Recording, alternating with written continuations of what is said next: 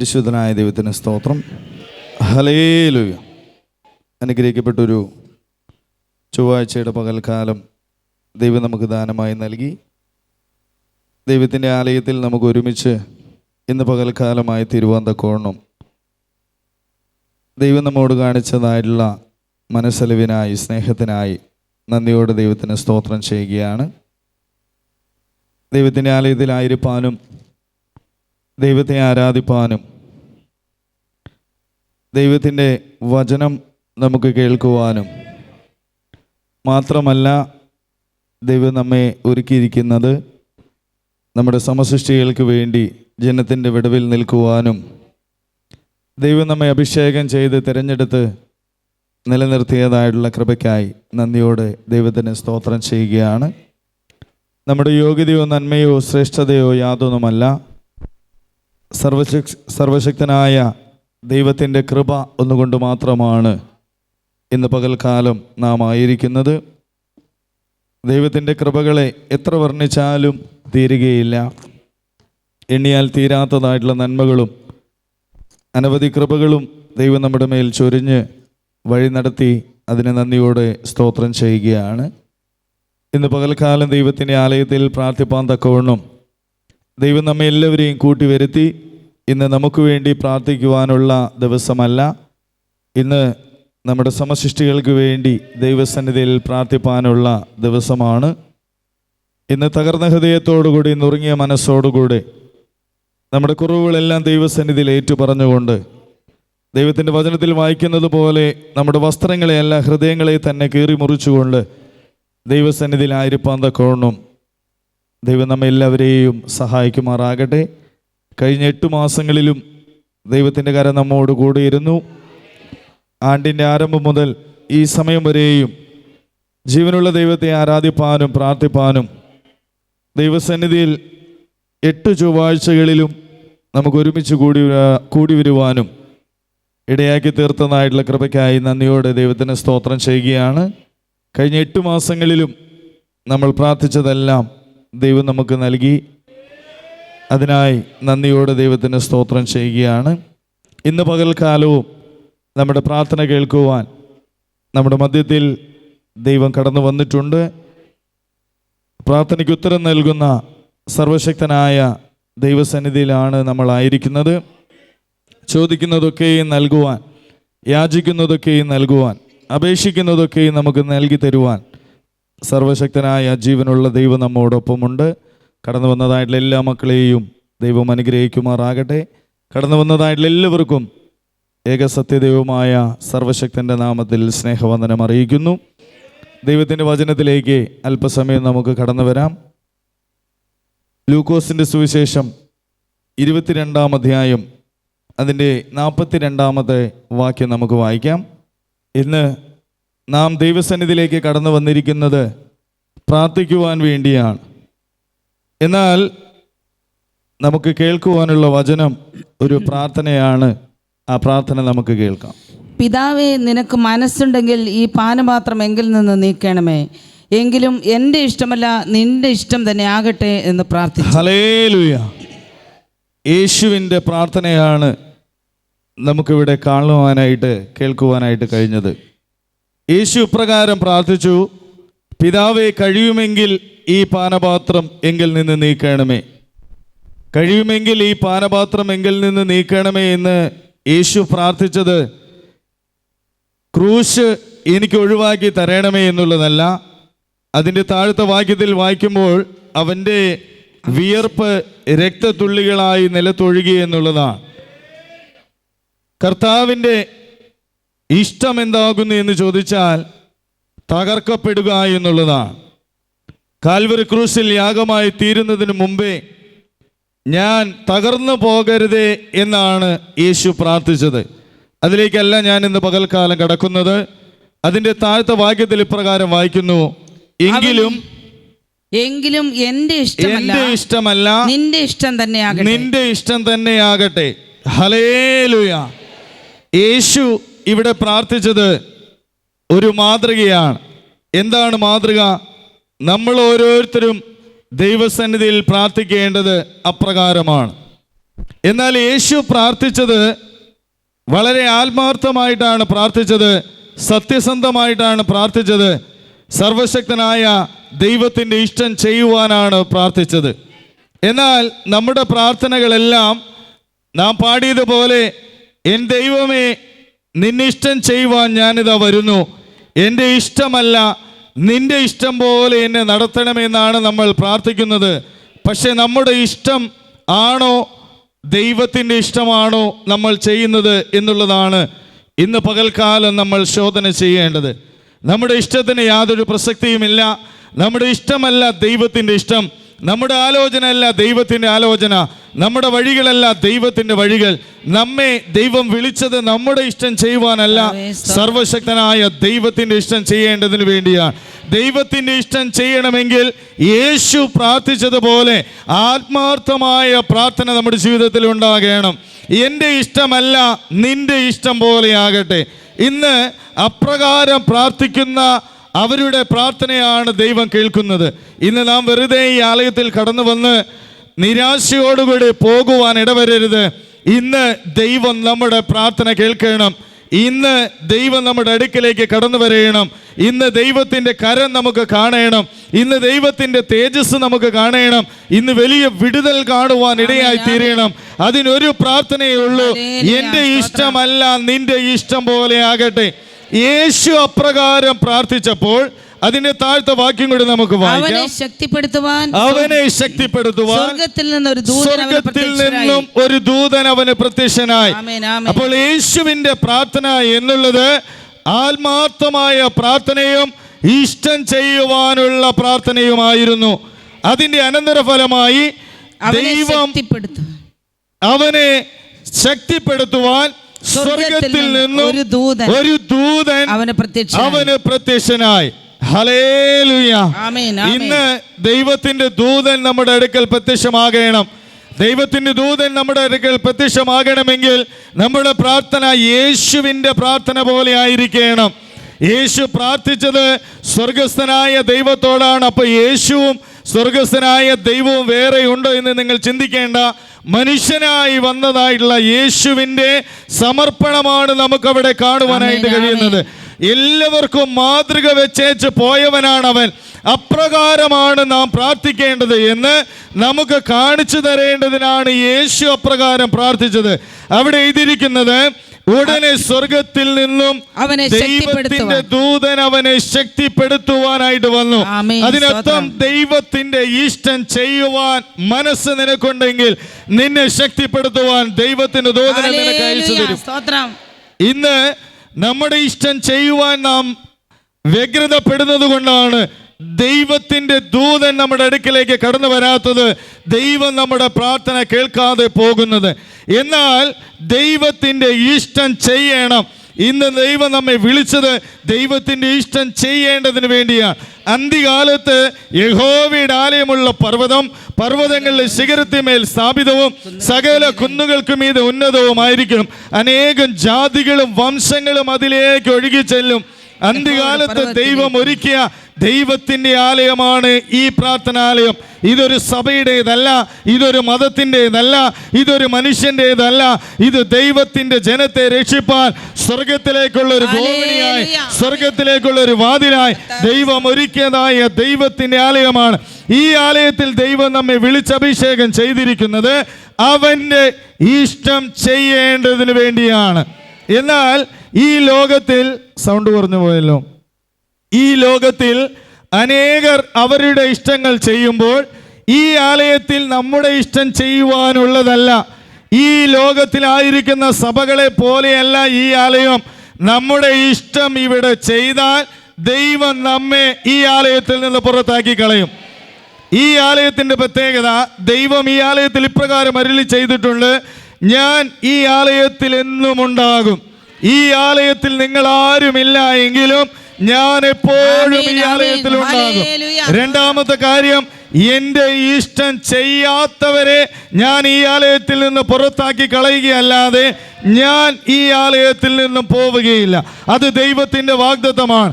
അതുകൊണ്ട് ദൈവത്തിൻ്റെ ഇഷ്ടം ചെയ്താൽ മാത്രമേ നമുക്ക് നിലനിൽക്കുവാനായിട്ട് കഴിയുകയുള്ളൂ. നമ്മുടെ ഇഷ്ടം ചെയ്താൽ നമുക്ക് നിലനിൽക്കുവാൻ സാധ്യമല്ല.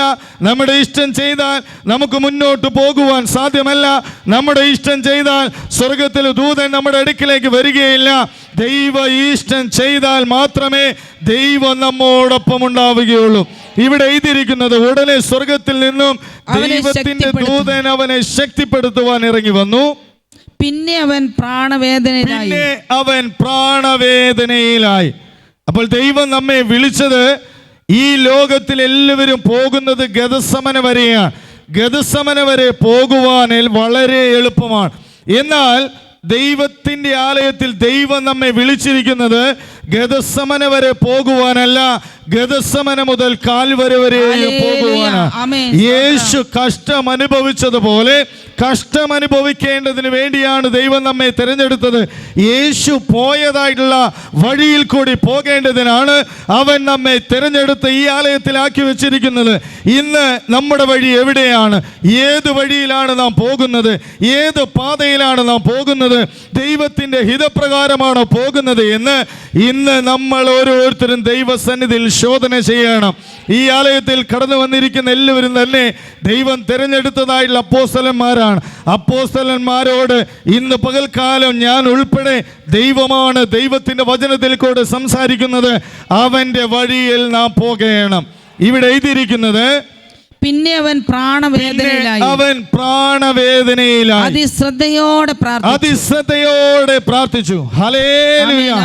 വെറുതെ പ്രാർത്ഥിച്ച് എന്നോട് കർത്താവേ കർത്താവേ എന്ന് പറയുന്നവനേവനുമല്ല, സ്വർഗസ്ഥനായ എൻ്റെ പിതാവിൻ്റെ ഇഷ്ടം ചെയ്യുന്നവനത്ര സ്വർഗരാജ്യത്തിൽ കടക്കുന്നത്.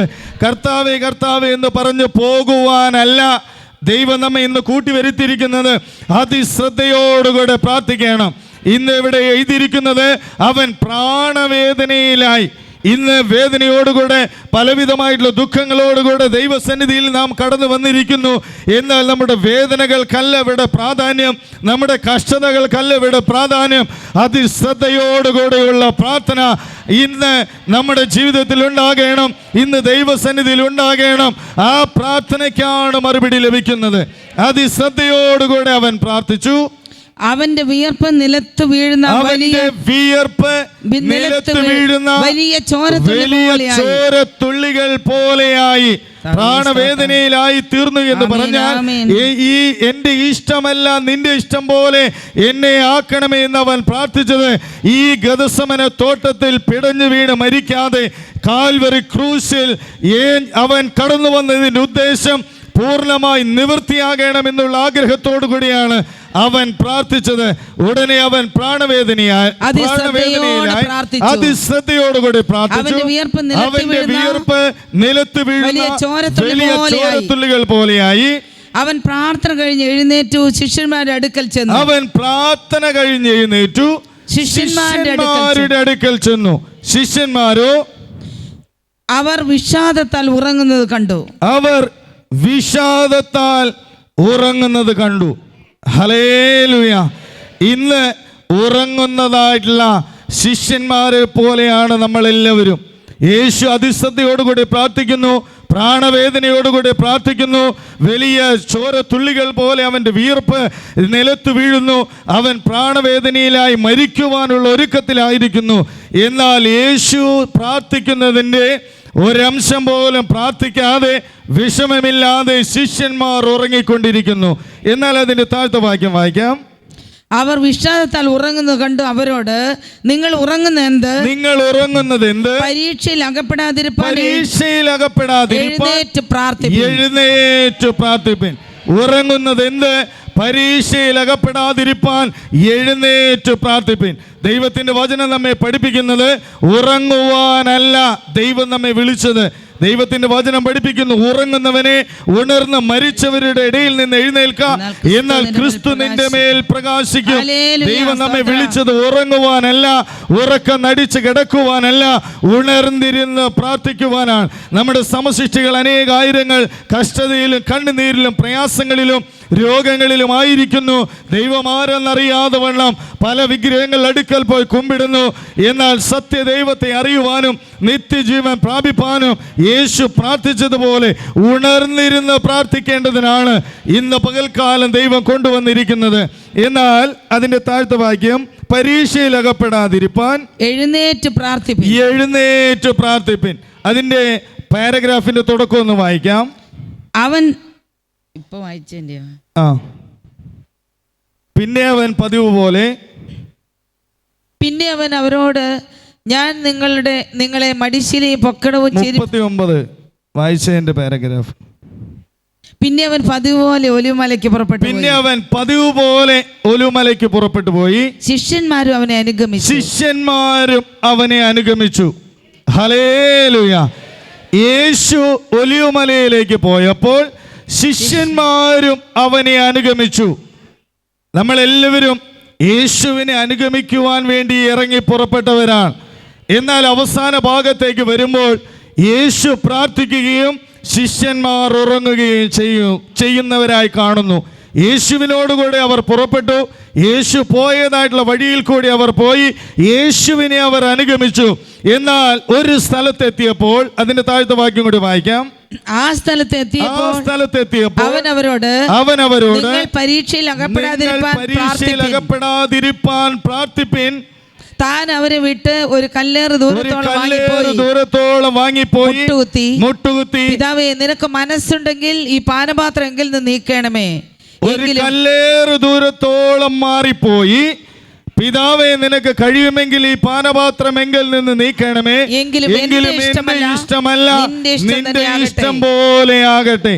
അപ്പോൾ ഒരുമിച്ച് ഇറങ്ങിയതായിട്ടുള്ള ശിഷ്യന്മാരോട് ഒരു സ്ഥലത്തെത്തിയപ്പോൾ യേശു പറഞ്ഞു, ഇവിടെ നിങ്ങൾ പ്രാർത്ഥിപ്പിൻ. എന്താണ് ആ വാക്യം?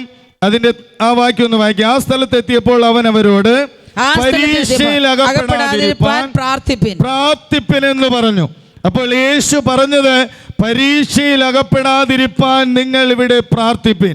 യേശു പറഞ്ഞു പോയി ഒരു കല്ലേറ് ദൂരത്തോളം പോയി തിരിച്ചു വരുമ്പോൾ ശിഷ്യന്മാരെല്ലാവരും ഉറങ്ങുന്നവരായി കാണുന്നു. ഞാൻ അതിലേക്ക് കടക്കുവാൻ ആഗ്രഹിക്കുന്നില്ല. ഇന്ന് നമ്മൾ ഓരോരുത്തരും ശോധന ചെയ്യേണ്ടത്, ദൈവം നമ്മെ ആക്കി വെച്ചതായിട്ടുള്ളൊരു സ്ഥലമുണ്ട്. ആ സ്ഥലത്ത് ഇന്ന് നാം ഉറങ്ങുന്നവരാണോ അതോ ഉണർന്നിരിക്കുന്നവരാണോ? ദൈവം നമ്മെ ആക്കി വെച്ചതായിട്ടുള്ള സ്ഥാനത്ത് നാം ഉറങ്ങിക്കൊണ്ടിരിക്കുകയല്ലേ? ദൈവം നമ്മെ ഏൽപ്പിച്ചത് എന്താണ്? കർത്താവിൻ്റെ ഇഷ്ടം ചെയ്യുക എന്നുള്ളതാണ്. ദൈവം നമ്മെ ഏൽപ്പിച്ചത് എന്താണ്? ഞാൻ ലോകാവസാനത്തോളം എല്ലാ നാളും നിങ്ങളോടുകൂടി ഇരിക്കും, സകല ജാതികളെയും എൻ്റെ ശിഷ്യരാക്കിക്കൊള്ളുവിൻ. എന്നാൽ വാഗ്ദത്തം ലഭിച്ചവരാണ്, പ്രാർത്ഥിപ്പാൻ അവസരം ലഭിച്ചവരാണ്. നമ്മളെ ഒരു സ്ഥലത്ത് കൊണ്ടുപോയി ദൈവം ആക്കി വെച്ചിട്ടുണ്ട്. എന്നാൽ ആ സ്ഥലത്തിരുന്ന് ഇന്ന് ഒന്നും അറിയാത്തവരെ പോലെ ഉറങ്ങിക്കൊണ്ടിരിക്കുകയല്ലേ? ദൈവസന്നിധിയിൽ നമ്മെ ശോധന ചെയ്യണം. ഞാൻ ഇന്ന് ഉറങ്ങുന്നവനാണോ അതോ ദൈവം പറഞ്ഞതുപോലെ ഞാൻ പ്രവർത്തിക്കുന്നുണ്ടോ? എൻ്റെ ഇഷ്ടമാണോ ഞാൻ ചെയ്യുന്നത് അതോ ദൈവത്തിൻ്റെ ഇഷ്ടമാണോ ഞാൻ ചെയ്യുന്നത്? എൻ്റെ ആലോചനയാണോ ഞാൻ നിവർത്തിക്കുന്നത് അതോ സർവശക്തനായ ദൈവത്തിൻ്റെ ആലോചനയാണോ? ദൈവത്തിൻ്റെ ആലോചന നിവർത്തിപ്പാൻ, ദൈവത്തിൻ്റെ ഇഷ്ടം ചെയ്യുവാൻ വിളിക്കപ്പെട്ടവരാണ്, തിരഞ്ഞെടുക്കപ്പെട്ടവരാണ് നാം ഓരോരുത്തരും. അത് അന്ത്യം വരെയും വിശ്വസ്തയോടുകൂടെ ദൈവസന്നിധിയിലായിരിക്കണം. ഇവിടെ യേശു പ്രാർത്ഥിച്ചത്, എങ്കിലും എൻ്റെ ഇഷ്ടമല്ല, നിന്റെ ഇഷ്ടം തന്നെ, നിന്റെ ഇഷ്ടം പോലെ ആകട്ടെ. അപ്പോൾ യേശു പ്രാർത്ഥിച്ചത് എൻ്റെ ഇഷ്ടമല്ല, നിന്റെ ഇഷ്ടം പോലെ ആകട്ടെ. ഇന്ന് നമ്മൾക്ക് പ്രാർത്ഥിക്കുന്നതിനൊന്നിനും ഒരു കുറവില്ല. ഇതിനപ്പുറവും വേണമെങ്കിൽ നമ്മൾ പ്രാർത്ഥിക്കും. പക്ഷെ അത് വെറും വാചകം മാത്രമായിരിക്കും, അത് ഹൃദയത്തിൽ നിന്നുള്ളതായിരിക്കുകയില്ല. എന്നാൽ ഇപ്രകാരം ദൈവത്തിൻ്റെ ഇഷ്ടം ചെയ്യുവാൻ പുറപ്പെട്ടതായിട്ടുള്ള ഒരുവനിലേക്ക് നമുക്ക് കടന്നു വരാം. യോനാ പ്രവാചകന്റെ പുസ്തകം 4-ാം അധ്യായം അതിൻ്റെ 1-ാമത്തെ വാക്യം നമുക്ക് വായിക്കാം. യോനാ പ്രവാചകന്റെ പുസ്തകം 4-ാം അധ്യായം അതിൻ്റെ 1-ാമത്തെ വാക്യം. യോനയല്ലേ 3 4-ന്റെ 1. യോനയ്ക്ക് ഇത് അത്യന്തം അനിഷ്ടമായി, അവന് കോപം വന്നു. യോനയ്ക്ക് ഇത് അത്യന്തം അനിഷ്ടമായി, അവന് കോപം വന്നു. എന്താണ് യോനയ്ക്ക് അനിഷ്ടമായി തീർന്നത്? അവൻ ഉദ്ദേശിച്ചതുപോലെയല്ല ദൈവം പ്രവർത്തിച്ചത്. ഇന്ന് നമുക്ക് അനിഷ്ടം വന്നത് നമ്മൾ ഉദ്ദേശിച്ചതുപോലെ ദൈവം പ്രവർത്തിക്കാത്തത് കൊണ്ടാണ്. ദൈവം ആഗ്രഹിക്കുന്നത് ദൈവത്തിൻ്റെ ഇഷ്ടം നാം ചെയ്യണമെന്നുള്ളതാണ്. എന്നാൽ ഇവിടെ യോന ആഗ്രഹിച്ചത് ദൈവത്തിൻ്റെ ഇഷ്ടമല്ല, ഞാൻ ഇഷ്ടപ്പെടുന്നത് പോലെ ദൈവം പ്രവർത്തിക്കണമെന്നാണ് യോന ആഗ്രഹിച്ചത്. പക്ഷേ ദൈവം ആഗ്രഹിച്ചതും പ്രവർത്തിച്ചതും യോനയുടെ ആഗ്രഹമല്ല. ജനത്തെ രക്ഷിക്കുവാൻ ദൈവം ആഗ്രഹിച്ചു. അവർ തിരിഞ്ഞു വന്നപ്പോൾ, മാനസാന്തരപ്പെട്ടപ്പോൾ ദൈവം അവരുടെ പാപങ്ങൾ ക്ഷമിച്ചു, അവരെ നശിപ്പിക്കാതെ അവൻ രക്ഷിച്ചു. ഇത് യോനയ്ക്ക് അനിഷ്ടമായി. ഹല്ലേലൂയ.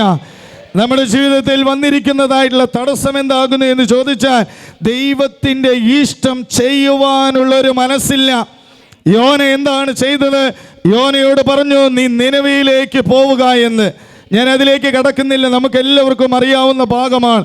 എന്നാൽ യോന നിനവയിലേക്ക് പോകാതെ തർസീസിലേക്ക് പോയി. പോകുന്ന യാത്രയിൽ പ്രശ്നങ്ങളുണ്ടായി. എല്ലാവരും അവരവരുടെ ദേവന്മാരുടെ നാമത്തിൽ പ്രാർത്ഥിച്ചു കൊണ്ടിരുന്നു. എന്നാൽ യോനയോ കപ്പലിൻ്റെ അടിത്തട്ടിൽ ഉറങ്ങിക്കൊണ്ടിരുന്നു. പ്രാർത്ഥിക്കേണ്ട യോന ഉറങ്ങുന്നവനായി തീർന്നു. ശിഷ്യന്മാരെ പോലെ ഉറങ്ങുന്നവനായി തീർന്നു. എന്നാൽ ദൈവം അവനെ വിട്ടില്ല. വലിയ തിരമാലകൾ വന്നു, കപ്പൽ ആടി ഉലഞ്ഞു. ഇത് സംഭവിക്കുവാനുള്ള കാരണം എന്താകുന്നു എന്ന് നോക്കി യോനയ്ക്ക് ചീട്ടിട്ടു. യോന പറഞ്ഞു, നീ ആരാകുന്നു എന്ന് ചോദിച്ചപ്പോൾ അവൻ പറഞ്ഞു, ഞാൻ കടലും കരയും ഉണ്ടാക്കിയ ദൈവത്തിൻ്റെ മകനാണ്. ഹല്ലേലൂയ. പേരെല്ലാം ഉണ്ട്, പക്ഷെ ഇഷ്ടം അവൻ്റെ ഇഷ്ടം പോലെ സ്വന്തം ഇഷ്ടമാണ്. ഇന്ന് ദൈവത്തിൻ്റെ വചനത്തിൽ, ദൈവത്തിൻ്റെ സന്നിധിയിൽ നമ്മൾ പറയാറുണ്ട്, ഞാൻ ദൈവത്തിൻ്റെ അപ്പോസ്തലനാണ്, കരയും കടലും കാറ്റുമെല്ലാം ഉണ്ടാക്കുന്ന ഉണ്ടാക്കിയ ദൈവത്തിൻ്റെ മകനാണ്. പക്ഷെ ഞാനും നിങ്ങളും എവിടെയാണ്? കപ്പലിൻ്റെ അടിത്തട്ടിലാണ് കിടക്കുന്നത്. എവിടേക്ക് പോകുവാനാണ് ദൈവം പറഞ്ഞത്? എവിടേക്കാണ് ഇറങ്ങി പുറപ്പെട്ടത്? എന്നാൽ അബ്രഹാം അങ്ങനെയായിരുന്നില്ല. ഞാൻ നിന്നെ കാണിപ്പാനിരിക്കുന്ന ദേശത്തേക്ക് പോക എന്ന് പറഞ്ഞപ്പോൾ തൻ്റെ പിതൃഭവനത്തെയും ദേശത്തെയും ചാർച്ചക്കാരെയും വിട്ട് കർത്താവ് കാണിച്ചതായിട്ടുള്ള ആ പാതയിലേക്ക് അവൻ പോയി. എവിടേക്ക് പോകുന്നു എന്നറിയാതെ അവൻ യാത്ര പുറപ്പെട്ടു. അവൻ ലക്ഷ്യസ്ഥാനത്തെത്തുവാനിടയായി തീർന്നു. എന്നാൽ കർത്താവ് പറഞ്ഞിട്ടും യോന പോയത് യോനയുടെ ഇഷ്ടപ്രകാരമാണ്. എന്നാൽ അതിൻ്റെ ഇടയിൽ ഇപ്രകാരം സംഭവിച്ചു. യോനയെ എടുത്ത് കടലിലേക്കിട്ടു. യോന പറഞ്ഞു, എന്നെ എടുത്ത് കടലിലേക്കിട്ടു. എന്നെ കടലിലേക്ക് ഇട്ട് കഴിഞ്ഞാൽ ഈ കാറ്റും തിരമാലകളെല്ലാം ശാന്തമാകും. അവർ അവനെ കടലിലേക്കിട്ടു. യഹോവ ഒരു മത്സ്യത്തോട് കൽപ്പിച്ചു യോനയെ വിഴുങ്ങുവാനായിട്ട്. എന്നാൽ ആ മത്സ്യം യോനയെ വിഴുങ്ങി. 3 രാവും 3 പകലും അവൻ മത്സ്യത്തിൻ്റെ വയറ്റിൽ തന്നെ കിടന്നു. ഈ വചനം നമ്മെ പഠിപ്പിക്കുന്നത് ദൈവം വിളിച്ചവനാണോ, ദൈവം തിരഞ്ഞെടുത്തവനാണോ, ഒരിക്കലും നിന്നെ വിടുന്നവനല്ല ദൈവം എന്നുള്ളതാണ്. ഹല്ലേലൂയ. രണ്ടാമത് ഈ വചനം നമ്മെ പഠിപ്പിക്കുന്നത് ദൈവം പറഞ്ഞതുപോലെ അവൻ പ്രവർത്തിക്കുന്നവനാണ്. ഈ വചനം രണ്ടാമത് നമ്മെ പഠിപ്പിക്കുന്നത് നിന്റെ ഇഷ്ടമല്ലെങ്കിലും ഞാൻ നിന്നെ കുറിച്ച് ആഗ്രഹിക്കുന്നത് ഞാൻ ചെയ്തേ ഇരിക്കും. നീ എന്ത് വിചാരിച്ചാലും, നീ എന്ത് പ്രവർത്തിച്ചാലും ഞാൻ അതിൽ നിന്ന് പിന്മാറുകയില്ല. നിനക്കൊരവസരം കൂടി നൽകിയിരിക്കുന്നു എന്നുള്ളതാണ്. എന്നാൽ യോന മത്സ്യത്തിൻ്റെ വയറ്റിൽ കിടന്ന് 2-ാം അധ്യായത്തിലേക്ക് കടന്നു വരുമ്പോൾ അവൻ ഒരു പ്രാർത്ഥനയുണ്ട്. ആ ഭാഗത്തേക്ക് നമുക്ക് മത്സ്യത്തിന്റെ വയറ്റിൽ വെച്ച് തന്റെ ദൈവമായ യഹോവയോട് പ്രാർത്ഥിച്ചു. ഉറങ്ങിക്കിടന്നവൻ മത്സ്യത്തിന്റെ വയറ്റിൽ അകപ്പെട്ടു പോയപ്പോൾ അവന് പ്രാർത്ഥനയുണ്ടായി. നമ്മുടെ ഓരോരുത്തരുടെയും ജീവിതത്തിലെ പ്രശ്നം എന്താകുന്നു എന്ന് ചോദിച്ചാൽ ഇന്ന് പ്രശ്നങ്ങളൊന്നുമില്ലാത്തത് കൊണ്ടാണ്. അതുകൊണ്ടാണ് ഉറങ്ങുന്നത്. ഈ ആലയത്തിൽ ആദ്യം വരുമ്പോൾ ഉറക്കമേ ഇല്ല. രാവും പകലും വേണമെങ്കിൽ പ്രാർത്ഥിക്കും. രാത്രിയിലെ പ്രാർത്ഥനയ്ക്ക് ഉറങ്ങാതിരിക്കും, പകലിലെ പ്രാർത്ഥനയ്ക്ക് ഉറങ്ങാതിരിക്കും. ഉറക്കമെന്ന് പറയുന്ന സാധനമേ ഇല്ല. ഇന്ന് ഉറക്കം മാത്രമേ ഉള്ളൂ. കാരണം എന്താകുന്നു എന്ന് ചോദിച്ചാൽ പ്രശ്നങ്ങളൊന്നുമില്ല. ഇവിടെ എഴുതിയിരിക്കുന്നത് പോലെ മത്സ്യത്തിൻ്റെ വയറ്റിലല്ല, കപ്പലിന്റെ അടിത്തട്ടിലാണ് സുഖമായി ഉറങ്ങിക്കൊണ്ടിരിക്കുക. എന്നാൽ ഇവിടെ യോന പ്രാർത്ഥിച്ചു, ഞാൻ എന്റെ കഷ്ട നിമിത്തം യഹോവയോട് നിലവിളിച്ചു, അവൻ എനിക്ക് ഉത്തരമരുളി. അതിന്റെ 7-ാമത്തെ വാക്യം വായിക്കാം. നിങ്ങൾ വീട്ടിൽ പോയി വായിച്ചാൽ മതി. 7-ാമത്തെ വാക്യം. എന്റെ പ്രാണൻ എന്റെ ഉള്ളിൽ ക്ഷീണിച്ചു പോയപ്പോൾ ഞാൻ യഹോവയെ ഓർത്തു. ക്ഷീണിക്കുമ്പോഴാണ് ഓർമ്മ വരുന്നത്. ഇന്ന് നമുക്ക് ക്ഷീണമില്ല, പ്രാർത്ഥിക്കുന്നതൊക്കെയും ദൈവം നമുക്ക് നൽകുന്നു. നമ്മുടെ ഇഷ്ടം ചെയ്യുമ്പോൾ ആ വഴിയിൽ കൂടി പോകുമ്പോൾ ദൈവം ഒന്നും മിണ്ടാത്തത് കൊണ്ട് നല്ല വഴിയാണ്, ഇതാണ് ദൈവത്തിൻ്റെ വഴി എന്ന് പറഞ്ഞ് അതിലേ പോകുന്നു, എല്ലാ കാര്യങ്ങളും നടക്കുന്നു. എന്നാൽ ഇവിടെ യോനയുടെ ജീവിതത്തിൽ ഇപ്രകാരം സംഭവിച്ചു, എന്റെ പ്രാണൻ എന്റെ ഉള്ളിൽ ക്ഷീണിച്ചു പോയപ്പോൾ ഞാൻ യഹോവയെ ഓർത്തു. അവൻ അപ്പോൾ ദൈവസന്നിധിയിൽ നിലവിളിച്ചു. ദൈവം മത്സ്യത്തോട് കൽപ്പിച്ചു, അവനെ കരയ്ക്ക് ഛർദ്ദിച്ചു കളഞ്ഞു. ഹല്ലേലൂയ. നീ പോയാൽ നിന്നെ വിടുന്നവനല്ല ദൈവം. നീ എന്ത് ചിന്തിച്ചാലും, നീ എന്തെല്ലാം എതിർത്ത് പറഞ്ഞാലും ദൈവം ജീവനുള്ളവനാകുന്നു എന്നും ദഹിപ്പിക്കുന്ന അഗ്നിയാകുന്നു എന്നും അവന്റെ മുമ്പിൽ നിന്ന് ഒഴിഞ്ഞു മാറുവാൻ സാധ്യമല്ല എന്നും അവൻ തെളിയിച്ചതാണ് യോനയെ എടുത്ത് കടലിലേക്ക് ഇട്ടത്. എന്നാൽ അവനെ കരയിലേക്ക് ഛർദ്ദിപ്പിച്ചു. എന്തിനു വേണ്ടി എന്ന് ചോദിച്ചാൽ, നിന്നെ അയക്കാൻ പറ്റുമോ എന്ന് ഞാൻ നോക്കട്ടെ. ദൈവത്തോട് കളിക്കരുത്. ഇന്ന് പകൽക്കാലം എന്നോട് നിങ്ങളോടും ദൈവം സംസാരിക്കുന്നത്, അവനോട് കളിക്കരുത്. അവനോട് കളിച്ചാൽ അവൻ കളി പഠിപ്പിക്കുന്നവനാണ്. ഹല്ലേലൂയ.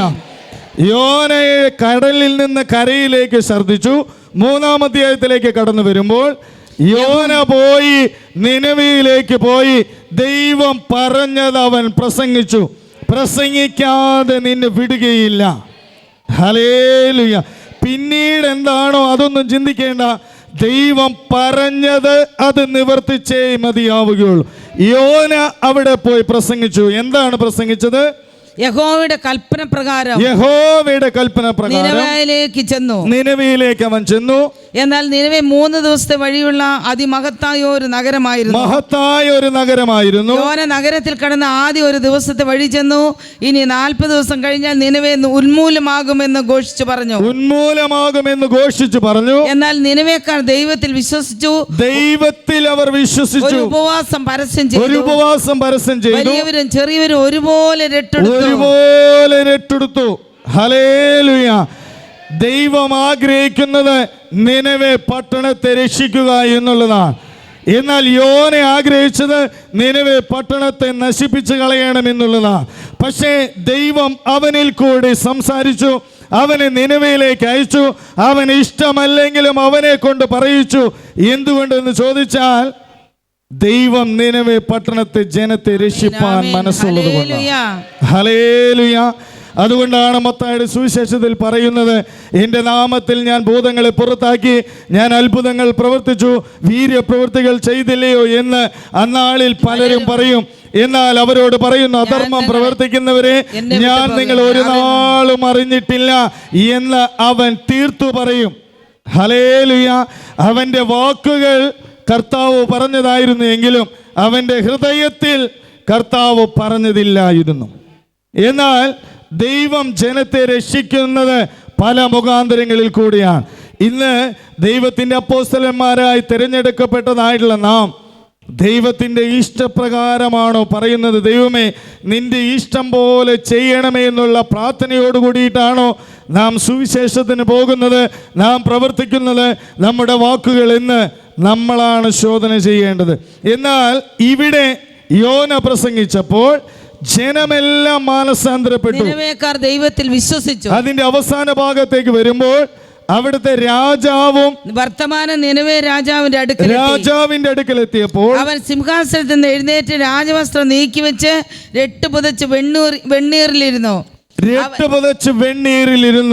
രാജാവ് വരെ മാനസാന്തരപ്പെട്ടു എന്നുള്ളതാണ്. അപ്പോൾ ദൈവത്തിന്റെ ഇഷ്ടം എന്നുള്ളത് ജനം മാനസാന്തരപ്പെടുക എന്നുള്ളതാണ്. ദൈവത്തിൻ്റെ ഇഷ്ടം എന്നുള്ളത് ജനത്തെ രക്ഷിക്കുക എന്നുള്ളതാണ്. അതുകൊണ്ടാണ് മോശയോട് പറഞ്ഞത്, എൻ്റെ ജനത്തിൻ്റെ കഷ്ടത ഞാൻ കണ്ടു, അവരുടെ നിലവിളി ഞാൻ കേട്ടു, അവരെ രക്ഷിപ്പാൻ ഞാൻ കടന്നു വന്നിരിക്കുന്നു. അതുകൊണ്ട് നീ ഫറവോന്റെ അടുക്കിലേക്ക് ചെല്ലുക, എന്റെ ജനത്തെ മരുഭൂമിയിൽ ഉത്സവം കഴിക്കേണ്ടതിന് വിട്ടയക്കുക എന്ന് നീ ഫറവോന്റെ അടുക്കൽ ചെന്ന് പറക. ഇവിടെ യോന പ്രസംഗിച്ചപ്പോൾ ജനത്തിന് മാനസാന്തരം വന്നു, അവിടുത്തെ രാജാവിന് മാനസാന്തരം വന്നു. അവർ രട്ടുടുത്ത് വെണ്ണീരിൽ ഇരുന്ന് അവർ പ്രാർത്ഥിച്ചുകൊണ്ടേയിരുന്നു. അതിന്റെ അവസാന ഭാഗത്തിൽ ഉച്ചത്തിൽ ദൈവത്തോട് വിളിച്ച് അപേക്ഷിക്കണം. ഓരോരുത്തൻ അതിന്റെ ലാസ്റ്റ് വായിച്ചാൽ മതി. 10ാമത്തെ വാക്യം. അവർ ദുർമാർഗം വിട്ടുതിരിഞ്ഞു. ദൈവം അവരുടെ പ്രവൃത്തികളാൽ കണ്ടപ്പോൾ താൻ അവർക്ക് വരുത്തുമെന്ന് അരുളി ചെയ്തിരുന്ന അനർത്ഥത്തെ കുറിച്ച് ദൈവം അനുതപിച്ചു. അത് അവർക്ക് വരുത്തിയതുമില്ല. മാനസാന്തരപ്പെടുന്നവരെ രക്ഷിക്കുന്ന ദൈവം, മനം തിരിയുന്നവരെ രക്ഷിക്കുന്ന ദൈവം. ദൈവത്തിന്റെ വചനം പഠിപ്പിക്കുന്നു, മനം തിരിയുക എന്നുള്ളത്. മുടിയനായ പുത്രനെ പോലെ മനം തിരിയുക. നീ ഏതിൽ നിന്ന് വീണിരിക്കുന്നു എന്നോർത്ത് മാനസാന്തരപ്പെട്ട് ആദ്യത്തെ പ്രവൃത്തികളെ ചെയ്യുക. എന്നാൽ ഇത് പ്രവർത്തിച്ചത് യോനയ്ക്ക് അനിഷ്ടമായി. അവന് കോപം വന്നു. ഹല്ലേലൂയ.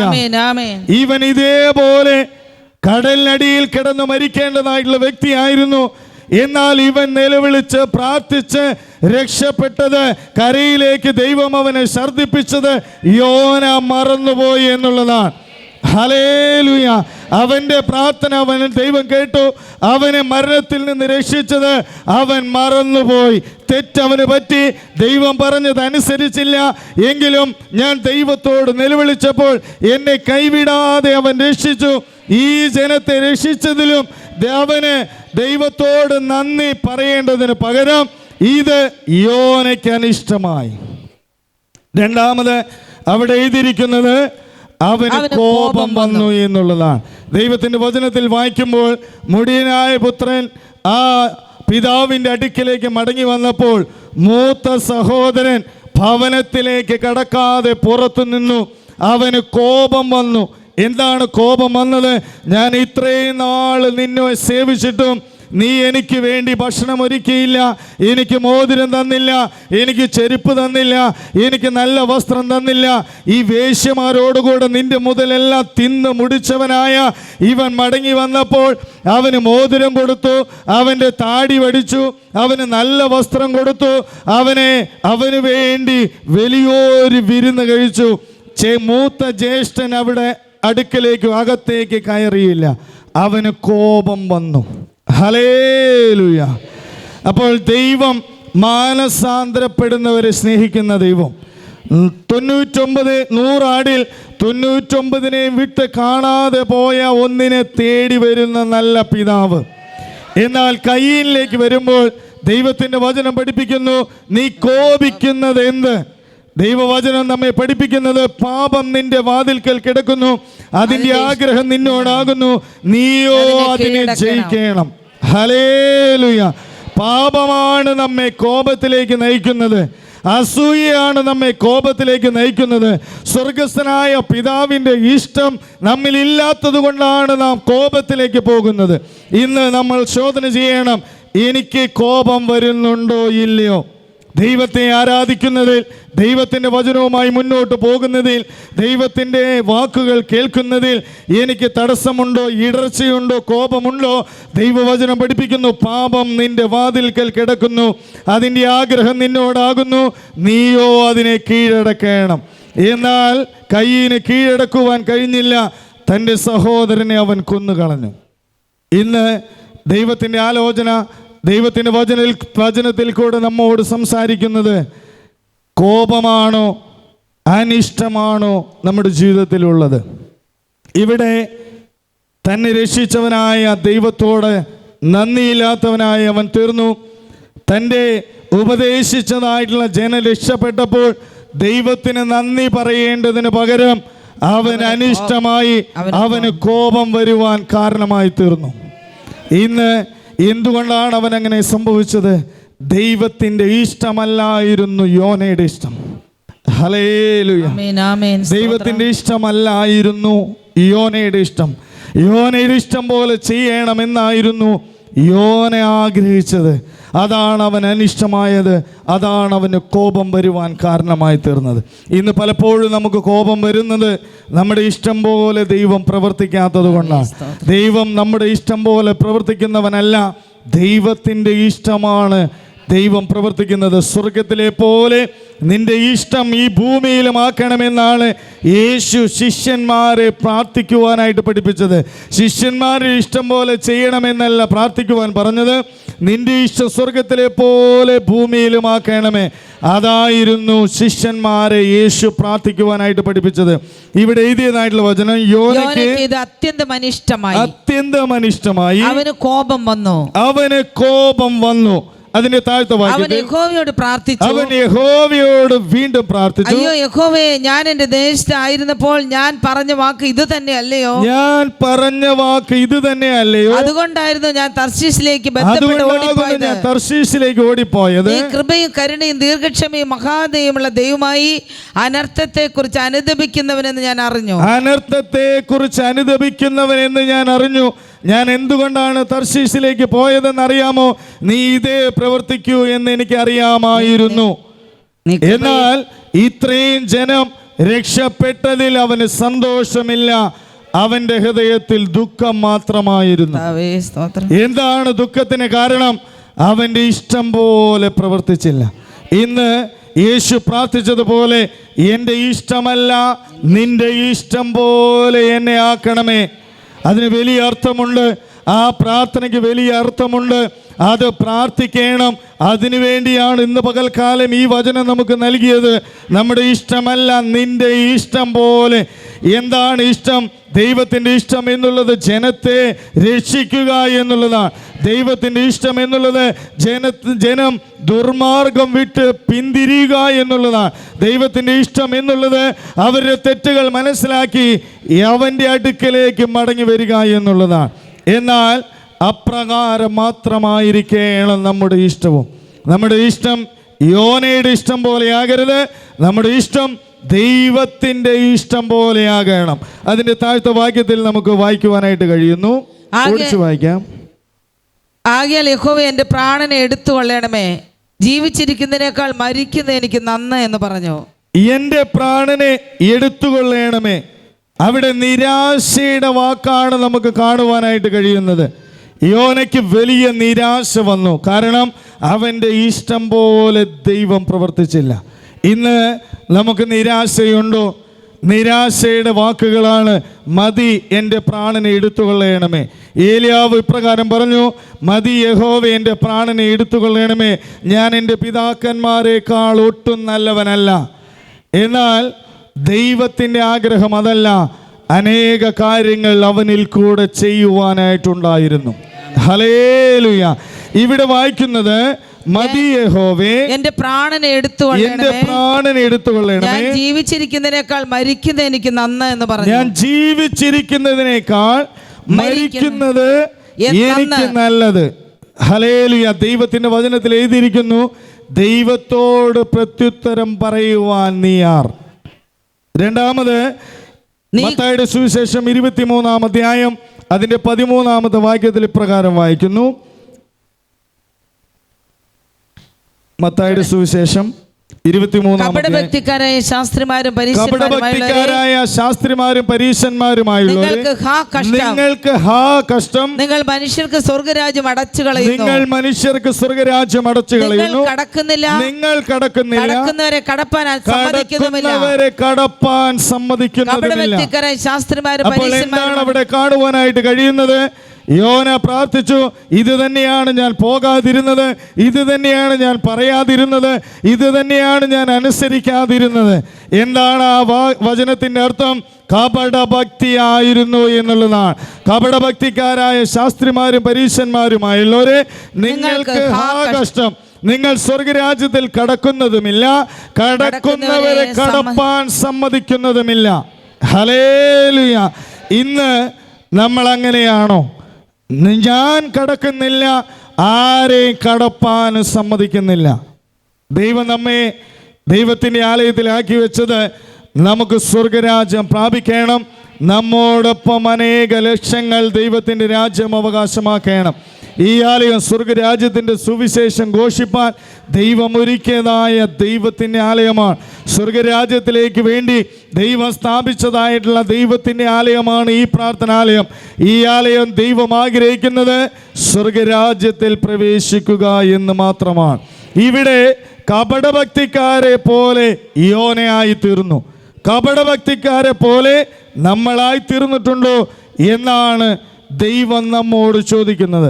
റോമാലേഖനം 9-ാം അധ്യായം അതിന്റെ 20-ാമത്തെ വാക്യത്തിൽ ഇപ്രകാരം വായിക്കുന്നു. ആ ഭാഗം കൂടി വായിക്കാം. അയ്യോ മനുഷ്യ, ദൈവത്തോട് പ്രത്യുത്തരം പറയുവാൻ നീ ആർ? മനഞ്ഞിരിക്കുന്നവനോട് നീ എന്നെ ഇങ്ങനെ ചമച്ചത് എന്ത് എന്ന് നീ ചോദിക്കുമോ? കുശവന് അതേ പിണ്ഡത്തിൽ നിന്ന് ഒരു പാത്രം മാനത്തിനും മറ്റൊരു പാത്രം അപമാനത്തിനും ഉണ്ടാക്കുവാൻ മണ്ണിന്മേൽ അധികാരമില്ലയോ? എന്നാൽ ദൈവം തന്റെ കോപം കാണിപ്പാനും. അതിലേക്ക് കടക്കുന്നില്ല. ദൈവത്തോട് പ്രത്യുത്തരം പറയുന്ന മനുഷ്യ നീ ആർ? ഇന്ന് നമ്മൾ പലപ്പോഴും ദൈവത്തോട് പ്രത്യുത്തരം പറയുന്നവരല്ലേ? യോനെ പോലെ ഞാൻ അതുകൊണ്ടാണ് ഇത് ചെയ്യാതിരുന്നത്, ഞാൻ ഇങ്ങനെ ചിന്തിച്ചിട്ടാണ് അങ്ങനെ ചെയ്യാതിരുന്നത്, നീ പറഞ്ഞാൽ നീ ഇങ്ങനെ ചെയ്യുള്ളൂ എന്ന് എനിക്കറിയാം, അതുകൊണ്ടാണ് ഞാൻ പോകാതിരുന്നത്. ഇങ്ങനെ പ്രത്യുത്തരം പറയുന്നതായിട്ടുള്ള കപട ശാസ്ത്രിമാരെയും പരീശന്മാരെയും പോലെ നമ്മളായിത്തീർന്നിട്ടില്ലേ എന്ന് നമ്മൾ ഓരോരുത്തരും ദൈവസന്നിധിയിൽ ശോധന ചെയ്യണം. ഇവിടെ ദൈവത്തോട് പ്രത്യുത്തരം പറയുന്നവനായി യോന തീർന്നു. ദൈവത്തോട് പ്രത്യുത്തരം പറയുന്ന വാദിക്കുന്ന ഒരുവനായി യോന തീർന്നു. എന്തുകൊണ്ടെന്ന് ചോദിച്ചാൽ അവൻ്റെ ഇഷ്ടം പോലെ പ്രവർത്തിച്ചില്ല. അത് വലിയൊരു ഭാഗമാണ്. നമ്മൾ ഓരോരുത്തരും എപ്പോഴും ശോധന ചെയ്ത് നടക്കേണ്ടതാണ്. ദൈവമേ, നിൻ്റെ ഇഷ്ടം പോലെയാണോ ഞാൻ പ്രവർത്തിക്കുന്നത്? എൻ്റെ ഇഷ്ടം ചെയ്യാത്തത് കൊണ്ടല്ലേ എനിക്ക് കോപം വരുന്നത്? ദൈവത്തോട് നാം പ്രാർത്ഥിച്ചിട്ടും എത്ര പ്രാർത്ഥിച്ചിട്ടും കേൾക്കുന്നില്ല, മറുപടി നൽകുന്നില്ല. എന്തുകൊണ്ടെന്ന് ചോദിച്ചാൽ ദൈവത്തിന് അത് ഇഷ്ടമല്ലാത്തത് കൊണ്ടാണ്. എന്നാൽ ദൈവത്തിന് അത് ഇഷ്ടമല്ല എന്ന് മനസ്സിലാക്കാതെ ദൈവത്തോട് പ്രത്യുത്തരം പറയുന്നതായിട്ടുള്ളൊരു സ്വഭാവം നമ്മിൽ ഉണ്ടായിട്ടില്ലേ? അതാണ് നമ്മൾ ചിന്തിക്കേണ്ടത്. ദൈവത്തിൻ്റെ ഇഷ്ടം ചെയ്യുന്നത് എന്ത് ജീവനായാലും മരണമായാലും ഗുണമായാലും ദോഷമായാലും നന്മയായാലും തിന്മയായാലും ദൈവമേ നീ മാത്രം മതി. ഹല്ലേലൂയ. അതാണ് ദൈവം ആഗ്രഹിക്കുന്നത്. എന്നാൽ അതിന്റെ താഴത്തെ വാക്യം ഒന്ന് ഓടിച്ച് വായിക്കാം. 5-ാമത്തെ വാക്യം 4-ാം അധ്യായം യോനയുടെ പുസ്തകം. അനന്തരം യോന നഗരം വിട്ടുചെന്ന് നഗരത്തിന്റെ കിഴക്കേ വശത്ത് ഇരുന്നു. അവിടെ ഒരു കുടിലുണ്ടാക്കി നഗരത്തിന് എന്ത് ഭവിക്കുമെന്ന് കാണുവോളം അതിന് കീഴെ തണലിൽ പാർത്തു. അതിന്റെ തണലിൽ അവൻ പാർത്തു. ഹല്ലേലൂയ. നഗരത്തിന് കിഴക്ക് അവൻ ഒരു കുടിലുണ്ടാക്കി. ആ കുടിലിന്റെ തണലിൽ അവൻ പാർത്തു. എന്തിനാണ് അവൻ പാർത്തത്? ഈ നഗരത്തിന് എന്താണ് സംഭവിക്കുന്നത് എന്ന് കാണേണ്ടതിന് വേണ്ടി. ഹല്ലേലൂയ. ദൈവത്തിന്റെ തണലിൽ നിന്ന് അവൻ മാറി സ്വന്തമായുള്ള തണലിലേക്ക് അവൻ മാറിപ്പോയി. ഹല്ലേലൂയ. ദൈവത്തിന്റെ വചനം പഠിപ്പിക്കുന്നു, ലോകവും അതിന്റെ മോഹങ്ങളും ഒഴിഞ്ഞു പോകും, ദൈവ ഇഷ്ടം ചെയ്യുന്നവനോ അവനാണ് എന്നേക്കും ഇരിക്കുന്നത്. റോമാലേഖനം 12-ാം അധ്യായത്തിൽ വായിക്കുന്നു, നിങ്ങൾ ബുദ്ധിയുള്ള ആരാധനയായി നിങ്ങളുടെ ശരീരങ്ങളെ ജീവനും വിശുദ്ധിയും ദൈവത്തിന് പ്രസാദമുള്ള യാഗമായി സമർപ്പിപ്പീൻ. ഈ ലോകത്തിന് അനുരൂപമാകാതെ നന്മയും പ്രസാദവും പൂർണ്ണതയുമുള്ള ദൈവഹിതം ഇന്നതെന്ന് തിരിച്ചറിയേണ്ടതിന് മനസ്സ് പുതുക്കി രൂപാന്തരപ്പെടുവിൻ. ഹല്ലേലൂയ. മനസ്സ് പുതുക്കി രൂപാന്തരപ്പെടേണ്ടതിന് പകരം യോന പോയതൊരു കുടിലുണ്ടാക്കി. ആ കുടിലിന്റെ തണലിൽ ഇപ്രകാരം ഇരുന്നിട്ട് അവൻ എന്താണ് ചെയ്യുന്നത്? ഈ നഗരത്തിന് എന്താണ് ഭവിക്കുന്നത് എന്ന് കാണാൻ നോക്കിക്കൊണ്ടിരുന്നു. അടുത്ത തർക്കവുമായി ദൈവത്തിന്റെ അടുക്കിലേക്ക് കടന്നു വരുവാൻ. ഹല്ലേലൂയ. എന്നാൽ ദൈവം വിടുന്നവനല്ല. അതിന്റെ താഴത്തെ വാക്യത്തിലേക്ക് വായിക്കുമ്പോൾ അവന്റെ സങ്കടത്തിൽ നിന്ന് വിടുവിപ്പാൻ അവന്റെ തലയ്ക്ക് തണലായിരിക്കേണ്ടതിന് യഹോവയായ ദൈവം ഒരു ആവണക്ക് കൽപ്പിച്ചുണ്ടാക്കി. ഹല്ലേലൂയ. ആമേൻ. ദൈവം കൽപ്പിച്ച് ഒരാവണക്കുണ്ടായി യോനയ്ക്ക് തണലായി തീരേണ്ടതിന് വേണ്ടി. എന്തിനാകുന്നു എന്ന് ചോദിച്ചാൽ ദൈവത്തിന് ചിലത് അവനെ പഠിപ്പിക്കുവാനായിട്ടുണ്ടായിരുന്നു. കർത്താവേ, ഹല്ലേലൂയ. ആമേൻ, നമ്മുടെ ആമേൻ. ജീവിതത്തിൽ ഒരു തണൽ വരുന്നത് ഞാൻ പോയ വഴി ശരിയാണ് എന്ന് തോന്നുന്ന രീതിയിൽ നമുക്ക് തണൽ ഉണ്ടാകും, നമുക്ക് ആശ്വാസമുണ്ടാകും, സമാധാനമുണ്ടാകും. അപ്പോൾ വിചാരിക്കും ഞാൻ വന്ന വഴി ശരിയാണ്, ഞാൻ പോയ വഴി ശരിയാണ്, ഞാനിപ്പോൾ ചെയ്യുന്നത് ശരിയാണ്, ഞാനിപ്പോൾ പ്രവർത്തിക്കുന്നത് ശരിയാണ്, അതുകൊണ്ടാണല്ലോ എനിക്ക് തണലുണ്ടായത്. ഞാനൊരു കുടിൽ വെച്ച് തണലുണ്ടാക്കുവാൻ ആഗ്രഹിച്ചപ്പോൾ എനിക്ക് വേറൊരു നല്ലൊരു തണൽ കൂടെ ദൈവം തന്നു. അതുകൊണ്ട് ഞാൻ ചിന്തിച്ചതും ഞാൻ പ്രവർത്തിച്ചതും ഞാൻ തീരുമാനമെടുത്തതും ശരി എന്ന് അവന് തോന്നുവാനിടയായി തീർന്നു. നമുക്കും അപ്രകാരമുള്ള അവസ്ഥകളില്ലേ? ഞാൻ പോയ വഴിയാണ് ശരി, ആര് എന്ത് പറഞ്ഞാലും, ദൈവത്തിൻ്റെ വചനം പറഞ്ഞാലും അതൊന്നും അംഗീകരിക്കുവാനുള്ള മനസ്സില്ല. ഞാൻ പറഞ്ഞതാണ് ശരി, ഞാൻ പോകുന്നതാണ് ശരി, ഞാൻ പ്രവർത്തിക്കുന്നതാണ് ശരി, ഞാൻ ചിന്തിക്കുന്നതാണ് ശരി. കാരണം ആ പോകുന്ന വഴിയിൽ അത്ഭുതങ്ങളും അടയാളങ്ങളും വീര്യപ്രവൃത്തികളും എല്ലാം കാണുന്നുണ്ട്. അതുകൊണ്ട് അത് ദൈവത്തിൻ്റെ വഴിയാണ്, ഒരിക്കലുമല്ല. ആ തണൽ എന്തിനുമാകുന്നു എന്ന് ചോദിച്ചാൽ അതിന്റെ താഴത്തെ വാക്യത്തിൽ വായിക്കുന്നത്, യഹോവയെ ദൈവം രാവണക്ക് കൽപ്പിച്ചു, അത് അവന് മീതെ വളർന്നു പൊങ്ങി, അത് അവന് മീതെ വളർന്നു പൊങ്ങി. യോന ആവണക്ക് നിമിത്തം അത്യന്തം സന്തോഷിച്ചു. ആ തണലിലാണ് അവൻ സന്തോഷിച്ചത്. ഹല്ലേലൂയ. യേശുവിൻ്റെ തണലിലല്ല അവന് സന്തോഷം, യേശുവിൻ്റെ ഇഷ്ടത്തിലല്ല അവൻ്റെ സന്തോഷം. അവൻ്റെ സന്തോഷം എന്നുള്ളത് പുറമേ കാണുന്നതായ ലോകത്തിലായിരിക്കുന്നതായിട്ടുള്ള ആവണക്കിലായിരുന്നു അവൻ്റെ സന്തോഷം. ഇന്ന് നമ്മുടെ സന്തോഷം എവിടെയാണ്? ദൈവസന്നിധിയിലാണോ നമുക്ക് സന്തോഷമുള്ളത്, അതോ ലോകത്തിലാണോ നമുക്ക് സന്തോഷമുള്ളത്? ദൈവത്തിൻ്റെ തണലിലാണോ നമുക്ക് സന്തോഷമുള്ളത്, അതോ ലോകത്തിൻ്റെ തണലിലാണോ സന്തോഷമുള്ളത്? ലോകവും അതിൻ്റെ മോഹങ്ങളും ഒഴിഞ്ഞു പോകുന്നു, ദൈവ ഇഷ്ടം ചെയ്യുന്നവനോ അവൻ എന്നേക്കും ഇരിക്കും. കാണുന്നതിനെ അല്ല, കാണാത്തതിനെ അത്രയും നമ്മൾ നോക്കിക്കൊണ്ടിരിക്കുന്നത്. കാണുന്നതെല്ലാം താൽക്കാലികം, കാണാത്തതോ നിത്യം. ഹല്ലേലൂയ. എന്നാൽ അതിന്റെ താഴത്തെ വാക്യത്തിലേക്ക് വരാം. അത്യന്തം അവൻ സന്തോഷിച്ചു, അത്യന്തം സന്തോഷിച്ചു. പിറ്റേന്നാൾ പുലർന്നപ്പോൾ ദൈവം ഒരു പുഴുവിനെ കൽപ്പിച്ചാക്കി, ദൈവം ഒരു പുഴുവിനെ കൽപ്പിച്ചാക്കി. അത് ആവണക്ക് കുത്തിക്കളഞ്ഞു, അത് ആവണക്ക് കുത്തിക്കളഞ്ഞു, അത് വാടിപ്പോയി. ഹല്ലേലൂയ. ആവണക്കിന്റെ തണല് ഒരു പുഴുവിനാൽ നശിപ്പിച്ചു കളഞ്ഞു. ഹല്ലേലൂയ. ലോകത്തിൽ എത്ര വലിയ തണൽ നിനക്കുണ്ടെങ്കിലും ഒരു പുഴു മതി അതിനെ തകർത്ത് കളയുക. അതുകൊണ്ടാണ് കഴിഞ്ഞ ആഴ്ചയിൽ ദൈവം നമ്മോട് സംസാരിച്ചത്, പുഴുവായ യാക്കോബേ, പുഴുവായ യാക്കോബേ, നീ പുഴുവാകുന്നു. രണ്ടാമത് ദൈവവചനം നമ്മെ പഠിപ്പിക്കുന്നു, ഈ ലോകത്തിലെ തണലെല്ലാം പുഴു കുത്തിക്കളയുന്നതാണ്. തണലിൽ സന്തോഷിച്ച് തണലിൻ്റെ കീഴിൽ നീ ഇരുന്നാൽ ഒരു ദിവസം ദൈവം ഒരു പുഴുവിനെ അയക്കും. ആ പുഴു ആവണക്കിനെ കുത്തിക്കളയും, അത് വാടിപ്പോകും, അതിൻ്റെ ഇലകളെല്ലാം കൊഴിഞ്ഞു പോകും, അത് ഉണങ്ങിപ്പോകും. ആ തണലിലല്ല ആശ്രയം വെക്കേണ്ടത്, കാണുന്നതിലല്ല കാണാത്തതിലത്രേ ഞങ്ങൾ നോക്കിക്കൊണ്ടിരിക്കുന്നു. കാണുന്നതെല്ലാം താൽക്കാലികം, കാണാത്തതോ നിത്യമാകുന്നു. ഇവിടെ ഒരു പുഴുവിനെ ദൈവം അയച്ചു, അത് ആവണക്ക് കുത്തിക്കളഞ്ഞു, ആവണക്ക് കുത്തിക്കളഞ്ഞു, അത് വാടിപ്പോയി. ഹല്ലേലൂയ. നിന്റെ സന്തോഷമല്ല എൻ്റെ സന്തോഷം, നിന്നെ എനിക്കറിയാം. കാരണം ദൈവം എല്ലാവരുടെ ഹൃദയങ്ങൾ അറിയുന്നതാണ്, ദൈവം എല്ലാവരുടെയും ഇഷ്ടങ്ങൾ അറിയുന്നു. അവൻ്റെ ഇഷ്ടത്തിനൊത്തവണ്ണം ദൈവം അവന് ചിലത് കൊടുത്തിട്ട് ഒരു പുഴുവിനെ വിട്ട് എല്ലാം കുത്തിക്കളഞ്ഞു. എന്താണ് അതിന് കാരണമെന്ന് ചോദിച്ചാൽ, ദൈവത്തോട് കളിക്കരുത് എന്നുള്ളതാണ്. നീ പോകുന്ന വഴി ശരിയെന്ന് തോന്നി ആ വഴി പോയാൽ നീ പോയ വഴി ശരിയല്ല എന്ന് തെളിയിക്കേണ്ടത് ദൈവത്തിൻ്റെ കടമയാണ്. നീ മാനസാന്തരപ്പെട്ടാലും മാനസാന്തരപ്പെട്ടില്ലെങ്കിലും നീ പോകുന്ന വഴി ശരിയല്ല എന്ന് ദൈവം വീണ്ടും വീണ്ടും കാണിക്കുകയാണ്. എന്തിനു വേണ്ടി? മടങ്ങി വരേണ്ടതിന് വേണ്ടി. എന്നാൽ ഇവിടെ എഴുതിയിരിക്കുന്നത്, ആവണക്ക് കുത്തിക്കളഞ്ഞു, അത് വാടിപ്പോയി. സൂര്യൻ ഉദിച്ചപ്പോൾ ദൈവം അത്യുഷ്ണമുള്ള ഒരു കിഴക്കൻ കാറ്റ് കൽപ്പിച്ചുണ്ടാക്കി. വെയിൽ യോനയുടെ തലയിൽ കൊള്ളുവാൻ അവൻ ക്ഷീണിച്ച് മരിച്ചാൽ കൊള്ളാമെന്ന് ഇച്ഛിച്ചു. ഹല്ലേലൂയ.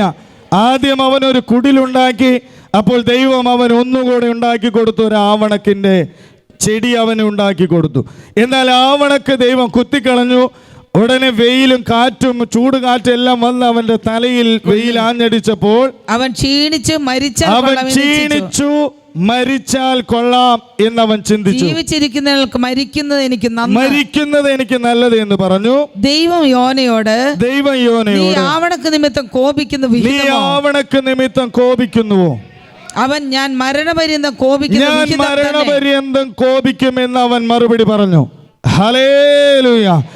അവൻ നട്ടിട്ടില്ലാത്ത, അവൻ വലുതാക്കാത്ത ഈ ആവണക്ക് നശിച്ചു പോയപ്പോൾ യോനയ്ക്ക് അത്യന്തം സങ്കടമായി. മരിച്ചാൽ കൊള്ളാമെന്ന് അവൻ ആഗ്രഹിച്ചു. ദൈവം അവനോട് ചോദിച്ചു, ഈ ആവണക്ക് നിമിത്തം നീ കോപിക്കുന്നത് എന്ത്? ഹല്ലേലൂയ. ഈ വചനം നമ്മെ പഠിപ്പിക്കുന്നത് യഥാർത്ഥത്തിൽ ഒരു ദൈവ പൈതൽ എപ്രകാരമായിരിക്കണമെന്നുള്ളതാണ്. ഇവിടെ യോന ചിന്തിച്ചത് മരിച്ചാൽ മതി എന്നുള്ളതാണ്. കാരണം തണലായി നിന്നതായിട്ടുള്ള ആ വൃക്ഷം വരെ പുഴുതിന്ന് കുത്തിപ്പോയി അവൻ്റെ തലയിൽ വെയിലടിച്ചു, ഉഷ്ണക്കാറ്റ് അവൻ്റെ മേലടിച്ചു.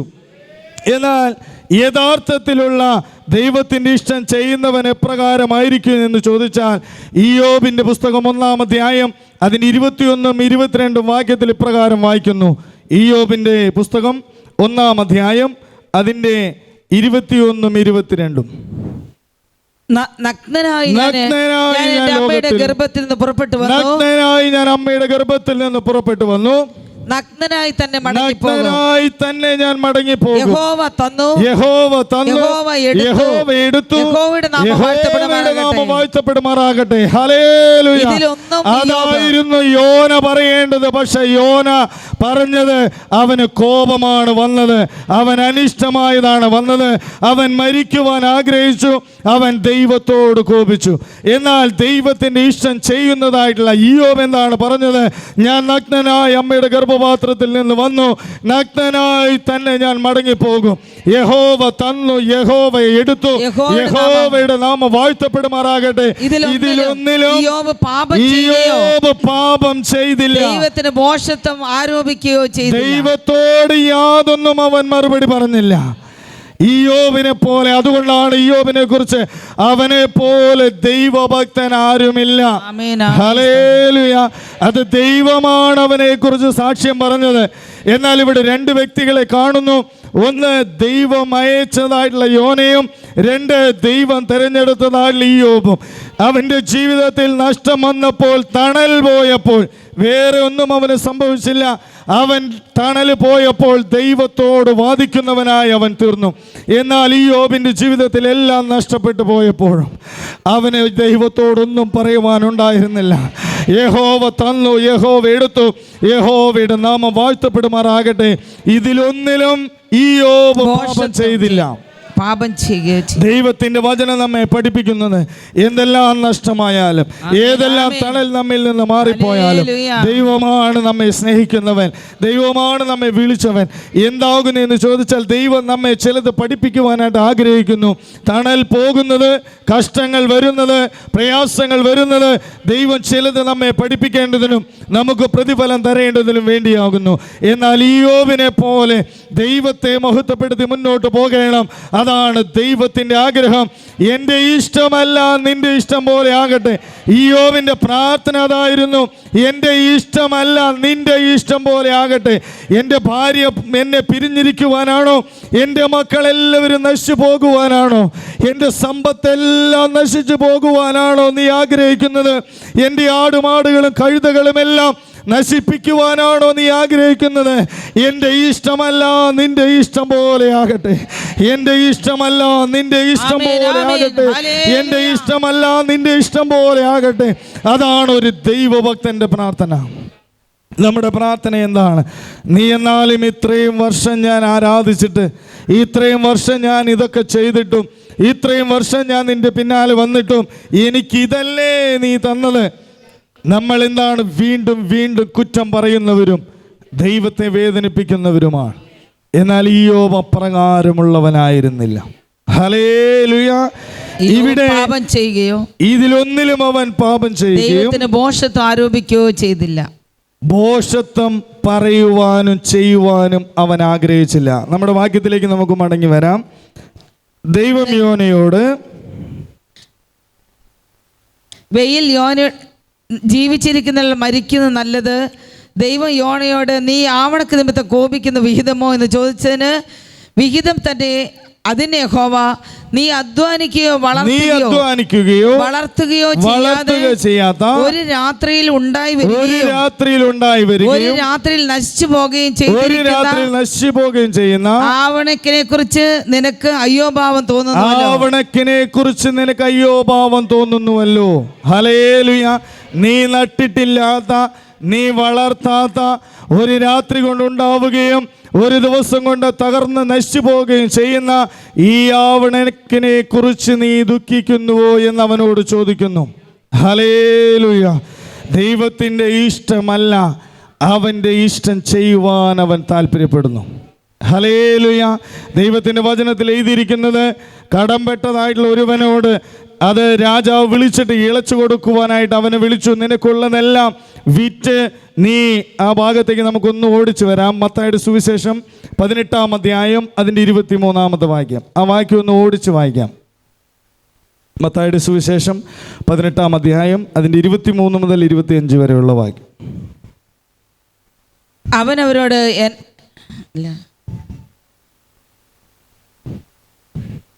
സ്വർഗരാജ്യം തന്റെ ദാസന്മാരുമായി കണക്ക് തീർപ്പാൻ വരുന്ന ഒരു രാജാവിനോട് സദൃശ്യം. അവൻ കണക്ക് നോക്കി തുടങ്ങിയപ്പോൾ 10,000 താലന്ത് കടംപെട്ട ഒരുത്തിനെ അവന്റെ അടുക്കൽ കൊണ്ടുവന്നു. അവന് വീട്ടുവാൻ വകയില്ലാകിയാൽ അവന്റെ യജമാൻ അവനെയും ഭാര്യയെയും മക്കളെയും അവനുള്ളതൊക്കെയും വിറ്റ് കടം തീർപ്പാൻ കൽപ്പിച്ചു. അതുകൊണ്ട് ആ ദാസൻ വീണ് അവനെ നമസ്കരിച്ചു.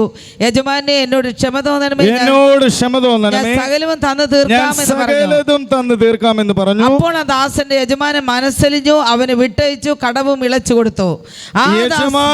മനസ്സലിഞ്ഞു, കടം ഇളച്ചു കൊടുത്തു, അവനെ വിട്ടയച്ചു. ആ ദാസൻ പോകുന്ന വഴിക്ക് 100 വെള്ളിക്കാശ് കടംപെട്ട ഒരു കൂട്ടുദാസനെ കണ്ടു. തൊണ്ടയ്ക്ക് പിടിച്ച് ഞെക്കി കടം തീർക്കുക എന്ന് പറഞ്ഞു. അവന്റെ കൂട്ടുദാസൻ അവനോട്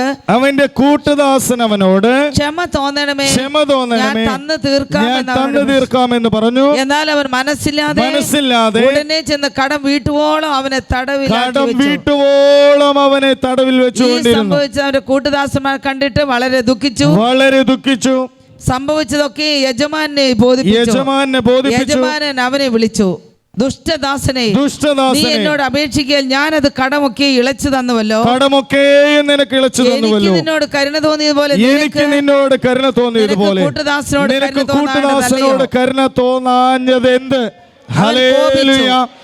അവിടെ കാണുവാനായിട്ട് കഴിയുന്നത്, അവൻ അപേക്ഷിച്ചു, അവന്റെ കടം അവൻ ഇളച്ചു കൊടുത്തു. എന്നാൽ അവന്റെ കടം 10,000 താലന്താണ്. എന്നാൽ ഇവിടെ 100 താലന്ത് കടംപെട്ടതായിട്ടുള്ള ഒരുവനെ കണ്ടപ്പോൾ അവന്റെ തൊണ്ടയ്ക്ക് പിടിച്ച് ഞെക്കി അവൻ അത് തന്നു തീർക്കുവോളം അവനെ തടവിലാക്കി. എന്നാൽ ഇതറിയുന്നതായിട്ടുള്ള രാജാവ് കടമൊക്കെയും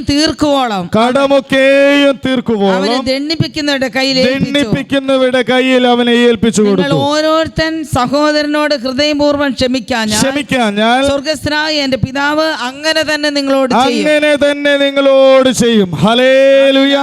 ദൈവത്തിന്റെ വചനം നമ്മെ കേൾപ്പിക്കുന്നത്, നാം മനസ്സലിവുള്ളവരായിരിക്കണം, നാം ക്ഷമിക്കുന്നവരായിരിക്കണം. കാരണം നമ്മുടെ അനേക പാപങ്ങൾ ദൈവം മോചിച്ചു തന്നിരിക്കുന്നു. അതുകൊണ്ട് നമ്മുടെ സഹോദരനോട് നാം ക്ഷമിക്കുന്നവരായിരിക്കണം. ഹല്ലേലൂയ. എന്നാൽ അപ്രകാരം ചെയ്തില്ല എങ്കിൽ ശിക്ഷണത്തിന് വിടുമെന്ന് ദൈവത്തിന്റെ വചനം നമ്മെ പഠിപ്പിക്കുന്നു. അപ്പോൾ ദൈവത്തിന്റെ ഇഷ്ടം എന്താണ്? ആകയാൽ നിങ്ങൾ സ്വർഗീയ പിതാവ് മനസ്സലിവുള്ളവനാകുന്നത് പോലെ നിങ്ങളും മനസ്സലിവുള്ളവരായി തീരുവിൻ. ഒരു ഉറവിൽ നിന്ന് മധുരമുള്ള വെള്ളവും കയ്പുള്ള വെള്ളവും പുറപ്പെടുകയില്ല. ഒന്നുകിൽ മധുരമുള്ളത് അല്ലെങ്കിൽ കയ്പുള്ള വെള്ളം. ദൈവം നമ്മെ വിളിച്ചത് കയ്പുള്ള വെള്ളം പുറപ്പെടുവിക്കുവാനല്ല, മധുരമുള്ള വെള്ളം പുറപ്പെടുവിക്കുവാനാണ്. എന്നിൽ വിശ്വസിക്കുന്നതിന്റെ ഉള്ളിൽ നിന്ന് തിരുവെഴുത്ത് പറയുന്നത് പോലെ ജീവജലത്തിന്റെ നദികൾ ഒഴുകും എന്നാണ് ദൈവവചനം പഠിപ്പിക്കുന്നത്. എന്നാൽ മത്തായിയുടെ സുവിശേഷം 16-ാം അധ്യായം അതിന്റെ 21-ാമത്തെ വാക്യം കൂടി നമുക്ക് വായിക്കാം. മത്തായിയുടെ അന്ന് സുവിശേഷം മുതൽ യേശു താൻ യെരൂശലേമിൽ ചെന്നിട്ട് മൂപ്പന്മാർ, മഹാപുരോഹിതന്മാർ, ശാസ്ത്രിമാർ എന്നിവരാൽ പലതും സഹിച്ചു കൊല്ലപ്പെടുകയും മൂന്നാം നാൾ ഉയർത്തെഴുന്നേൽക്കുകയും വേണ്ടതെന്ന് ശിഷ്യന്മാരോട് പ്രസ്താവിച്ചു. പത്രോസ് അവനെ വേറിട്ട് കൊണ്ടുപോയി, കർത്താവേ, അത് അരുതേ, നിനക്കങ്ങനെ ഭവിക്കരുതേ എന്ന് ശാസിച്ചു തുടങ്ങി.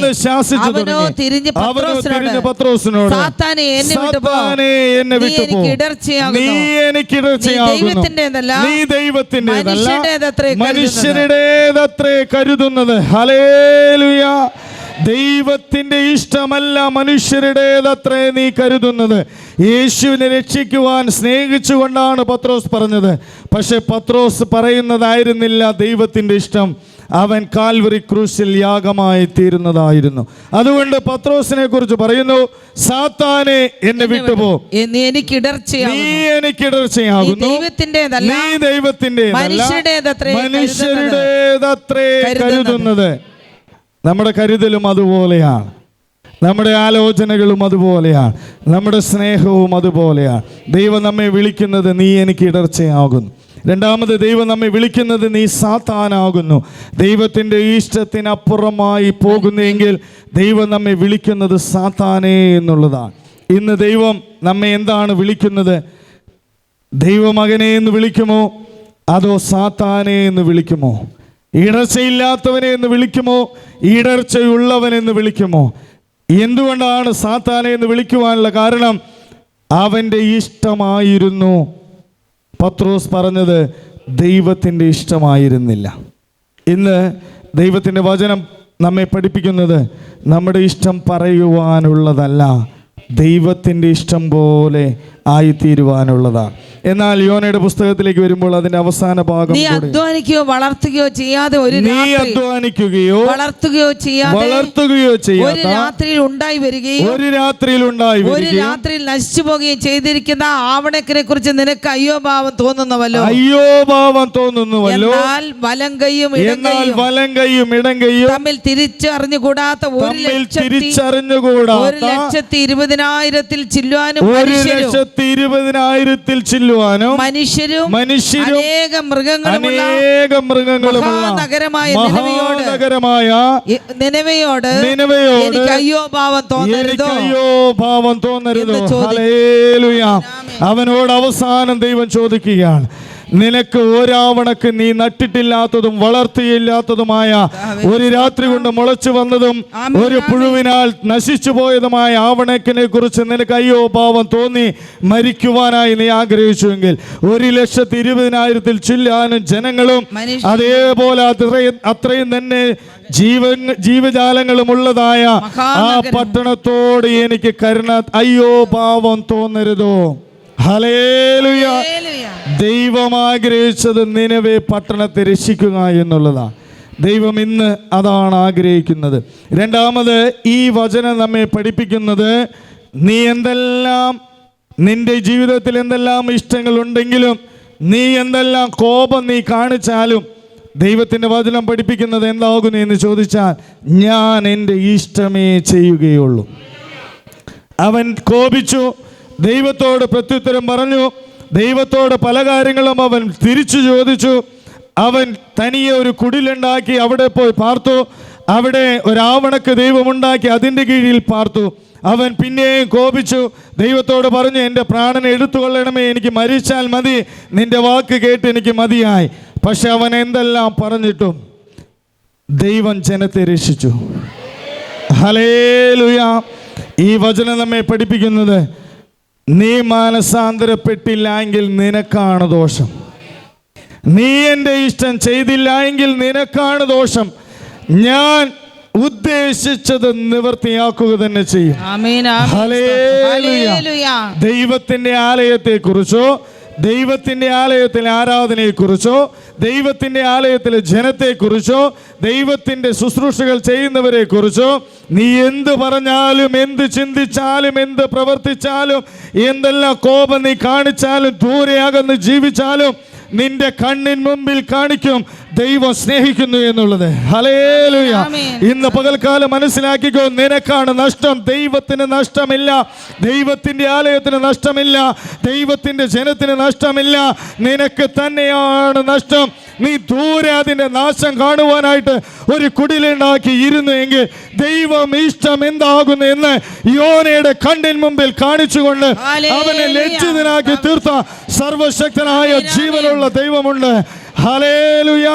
അതുകൊണ്ട് ആവണക്കിന്റെ തണലിലല്ല ശരണം പ്രാപിക്കേണ്ടത്, നിന്റെ ഇഷ്ടപ്രകാരമല്ല നീ മുന്നോട്ട് പോകേണ്ടത്.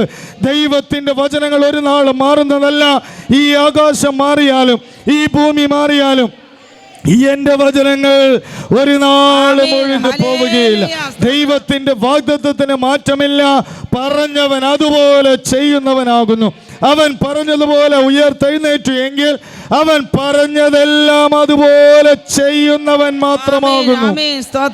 യോനയ്ക്ക് എന്ത് സംഭവിച്ചു? യോന കോപത്തോടുകൂടെ പോകേണ്ടി വന്നു. എന്നാൽ ദൈവത്തിന്റെ ഇഷ്ടം ചെയ്യുവാനായി തീരുമാനമെടുത്തതായിട്ടുള്ള ഇയ്യോബിന് എന്താണ് സംഭവിച്ചത്?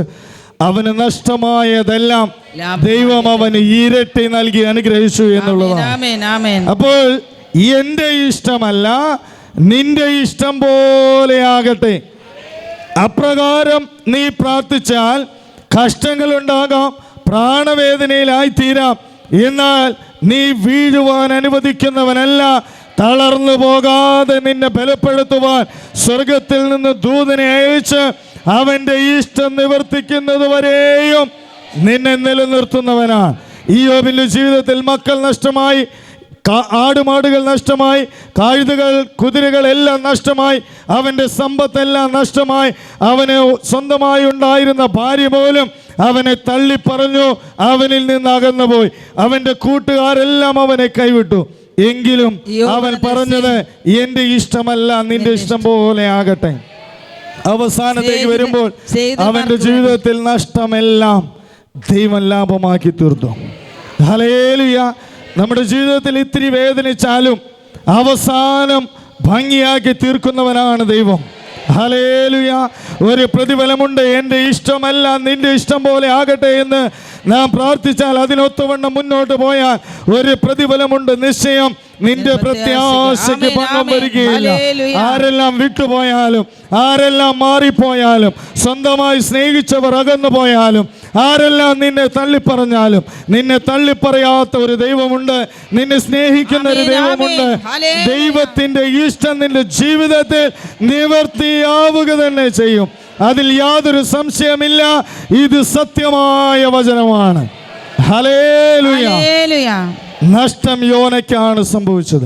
അവൻ കോപത്തോടുകൂടെ പോയി എന്നുള്ളതല്ലാതെ വേറെയൊന്നും അവനെ കുറിച്ച് കാണുവാനായിട്ട് കഴിയുന്നില്ല.